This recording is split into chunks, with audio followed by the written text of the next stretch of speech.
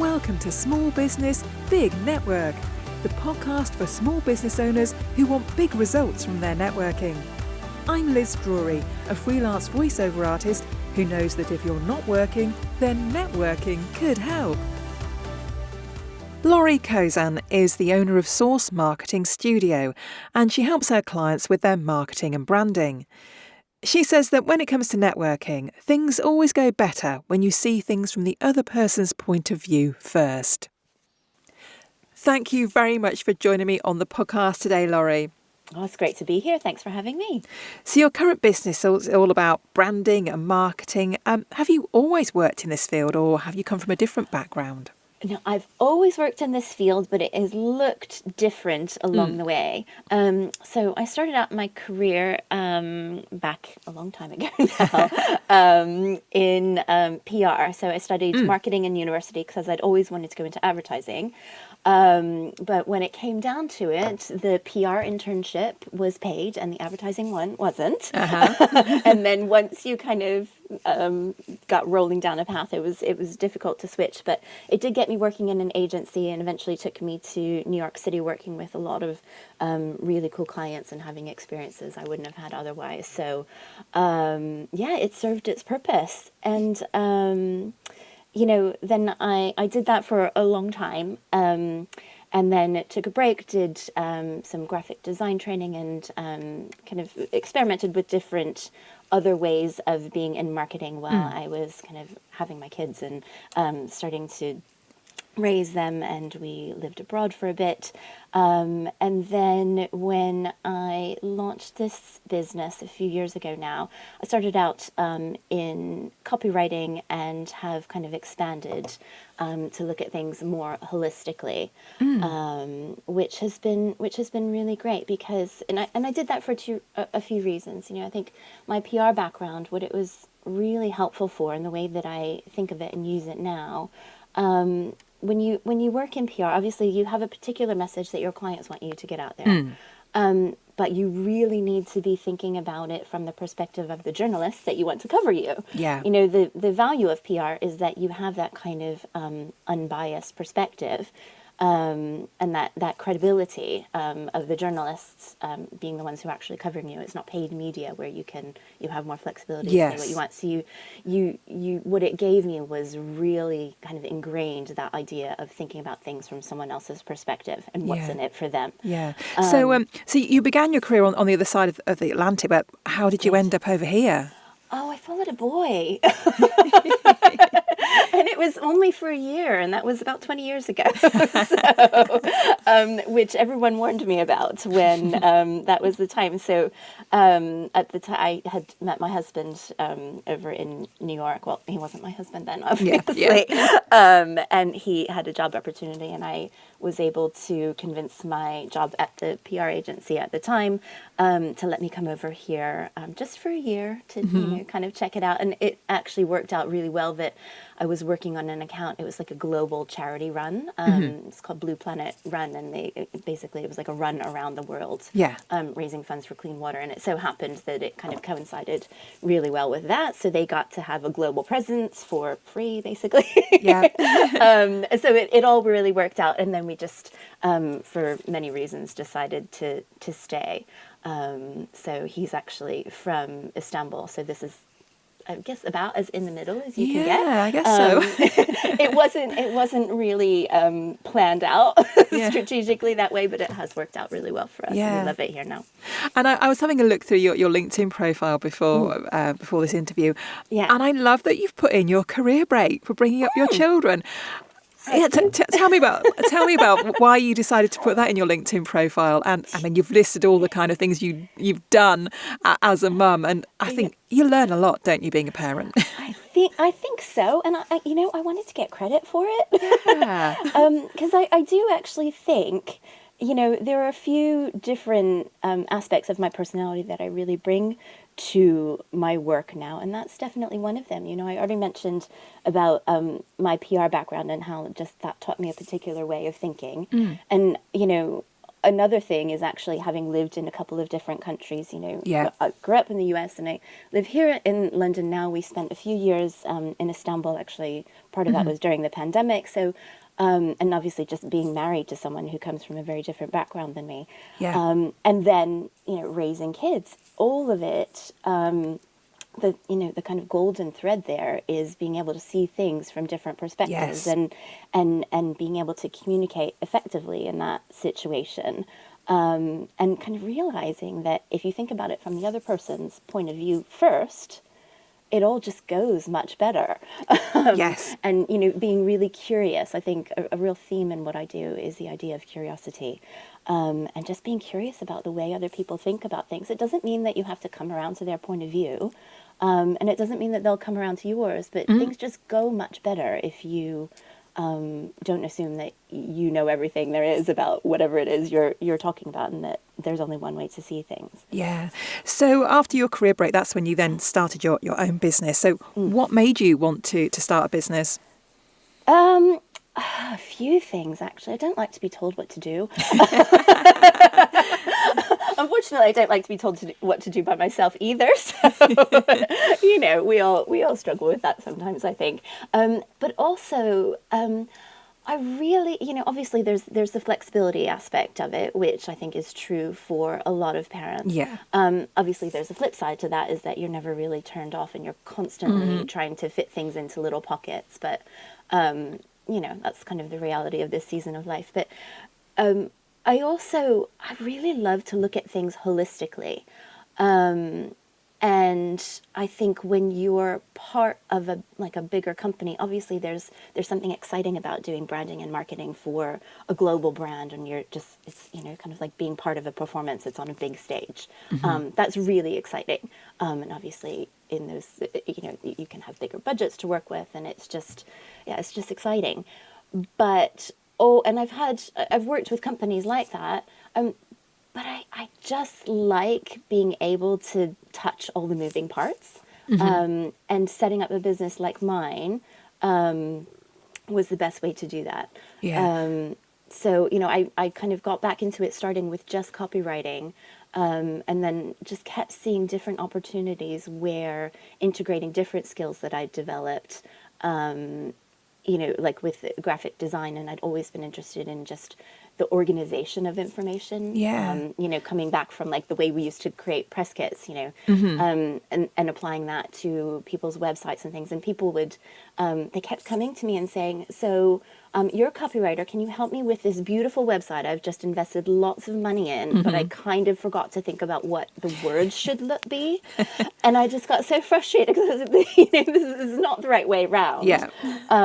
So I just thought, I'm just going to offer it all together. And I think now I tend to work with a lot of people, a lot of solopreneurs, and especially people who are like, experts, or they're branching out into independent consulting, something like that, where they're trying to communicate their expertise in a different way. Maybe they're pivoting from a different part of their career. They're like pivoting from a corporate career, and they're used to talking about their work in one way, but now they're serving a different audience, and they have to figure out how to talk about it in a different way. Yeah. But they need lots of different things, and it's really useful for them to have someone help them connect the dots, and not have to translate among lots of different. So you're kind of like a one-stop shop for them. A one-stop shop. So where are your clients? I mean, I guess you can work with anyone anywhere, can you?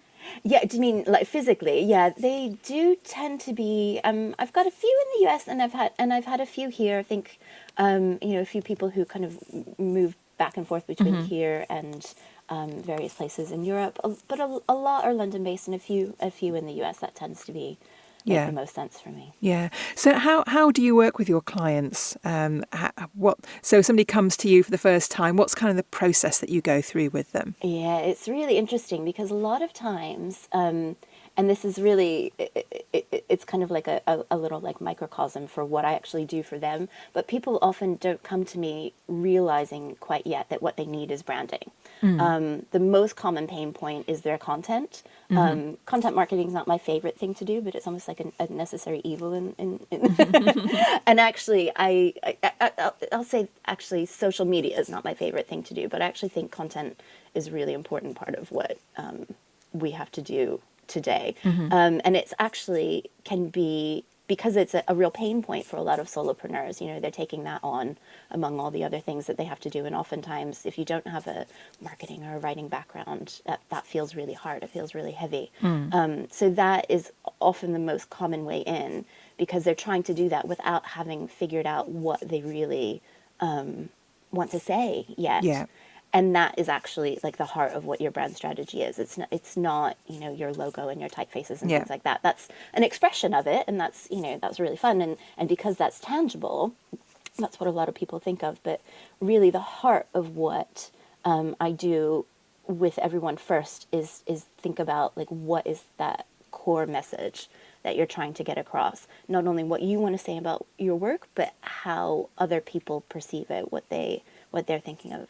When they think about like the solution that you offer, how do they talk about it? And that helps them feel understood when they hear you talking, and it just gets their attention. And then we build from there. So we start with that messaging, and then we think about, okay, well, how does that show up? What do your visuals look like? Oftentimes it's a website, and then it will be in their content, and making sure that they're not only putting content out there, but they have a container really to receive people in, a clear kind of path or call to action, and then building from there. Yeah. So how long would you typically work with a client for, and how many clients do you work with at any one time? It really depends.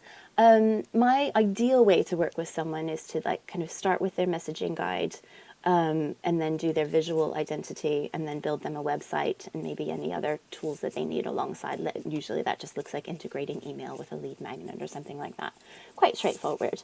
That takes a couple of months from start to finish, just kind of depending. I just wrapped up a project that took a bit longer because it went over the holiday period, but it can also be shorter. It depends if someone is kind of starting from scratch or they're refining what they already have. But then I also tend to work with people maybe on a more ongoing basis. Like we do that type of work, and then I help support them with their content more ongoing. Sometimes people come to me really focused on their content, and then we get that sorted, and then they realize that their messaging is not showing up on their website and things like that. So we kind of go about it.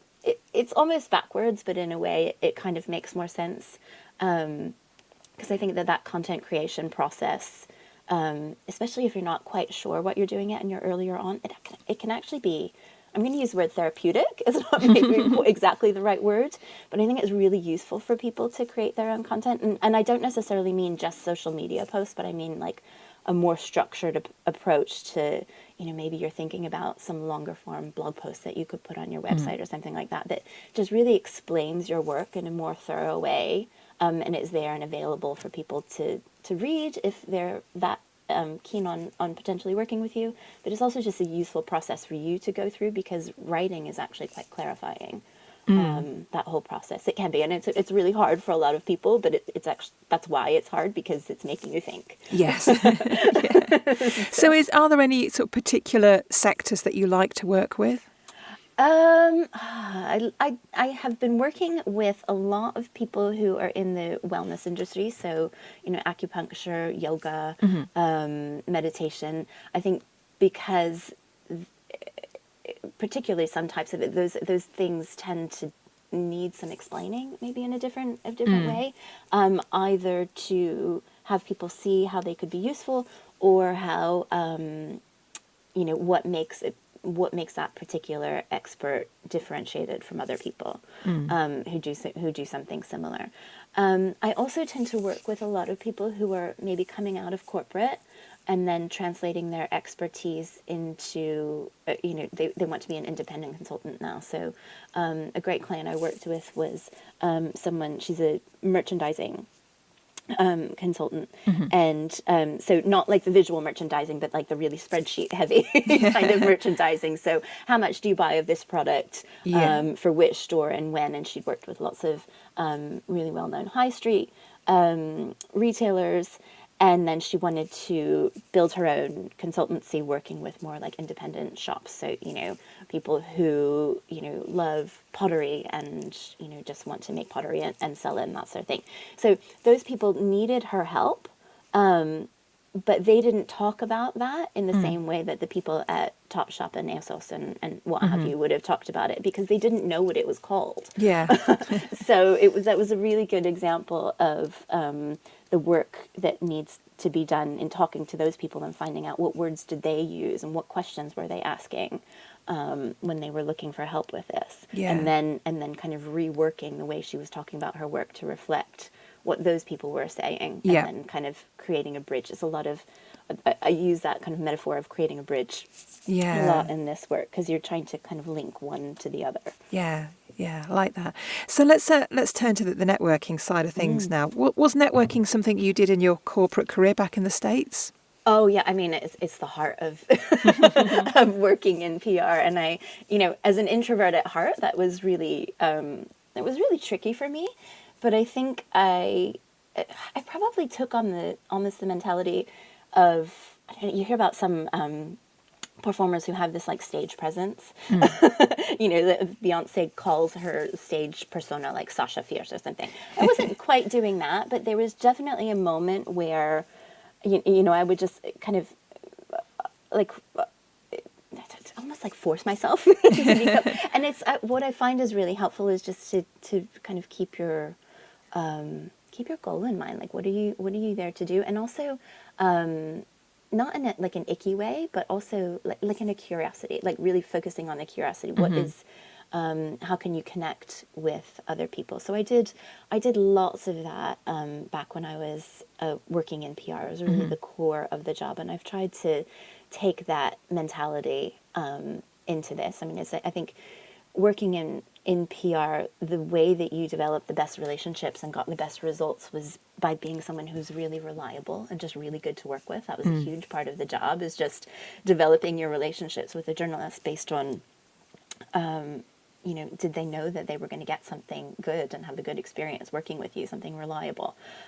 Especially, I wasn't working in anything super high stakes. It was very like lifestyle consumer PR, so it was much more subjective, the choices sometimes. And that was a huge part of it, was just being someone who was reliably helpful, and was going to give something useful. And I've tried to take that into this kind of era of my work, the season of my work, because also, networking, I don't have to come out of it with an actual client, but it's super useful for actually getting that language of how people are talking about the things that I can help them with. And honestly today people talk so much about like content. That's how I really kind of came around to that angle. So tell me about the networking that you do now, and do you find that it's different here than it was in America? I think so. I mean, there were two very different seasons of my life. I was a young single girl living in New York City when, whereas, I'm a mum of three, not so little anymore kids now on this side of the pond. So it's definitely a bit different. There it was a lot of like, working lunches and press events and things like that. Here, I do a lot of online networking because it's so efficient. And as an introverted person with little, limited time, that's a really easy and efficient way to do it. But I do love, certain, not all of them, but some in-person events in particular. And I'm learning to be a bit more selective and getting better at choosing the ones that I know I'm going to enjoy. I went to one. It was just a week or two ago now, and it was wonderful because it was basically organized. It was quite local to me, and it was just women having similar types of businesses, and it was organized almost like a girls' night out. And we went to like a nice restaurant and like actually sat down for dinner, but they organized it in such a way that the way that you got your food and you kind of switched seats every course, and they did, like icebreaker type things, but very tongue in cheek. Like, it wasn't like overwhelming or icky the way that they, there was no like 1 minute pitch. It wasn't forced. And it was just a nice balance of, we know that everyone is here to make friends. We know this can be kind of awkward, but it really, I think because there was like an actual meal, I've been actually thinking about this, like why it felt so nice. I think just that idea of like, this actually felt like an evening out with friends as opposed to And it made it much more relaxed. And I noticed that it was just easier for me to talk about my work. And we had a lot of interesting conversations about everyone's work, but it didn't feel very worky. You know? It was just talking to a bunch of interesting women about what they did for a living, and it was really enjoyable. So there was something that you said earlier on. You said that things go better when you see things from the other person's point of view first. Is that something that you apply to your networking? Oh, absolutely. I love to just ask people questions because I genuinely do want to know, like, well, you know, you're a creativity and leadership consultant. Well, how do people, you know, that's the thing, you can see how something like that would be super useful, but also that not, you know, as that applies to my work, like no one is probably going out searching for a creativity and leadership consultant. So talking to her about how did she get that work, like to me that's genuinely interesting. Like, how does that work, the psychology of it? I love the psychology piece of my work and just being curious about other people. But also, you know, that's also like good for me to file away as learnings of how people are communicating with each other about, you know, from a business perspective. So yeah, I think it's just, I love asking people questions. I could just talk and listen to interesting people for ages. And I think that's a great way to go into networking, just being interested in other people. Yeah, I think just going in with that energy, it just completely switches it, rather than, you know, it'd be very easy for, I think, all of us to be like, oh, I have to go and do this, and I know I should, but I don't want to, and it just switching the energy makes all the difference, I think. So my final question then, Laurie, if people would like to connect with you, what is the best place for them to find you? Well, they can find me on LinkedIn, just at with my name, or my website is sourcemarketingstudio.com. Perfect. Well, thank you very much for being my guest. Oh, it's been a pleasure. Thanks so much for having me. This is fun. Thanks for listening to Small Business, Big Network. If you found this podcast useful, please do rate, review and subscribe. And don't forget to share it with the rest of your network too.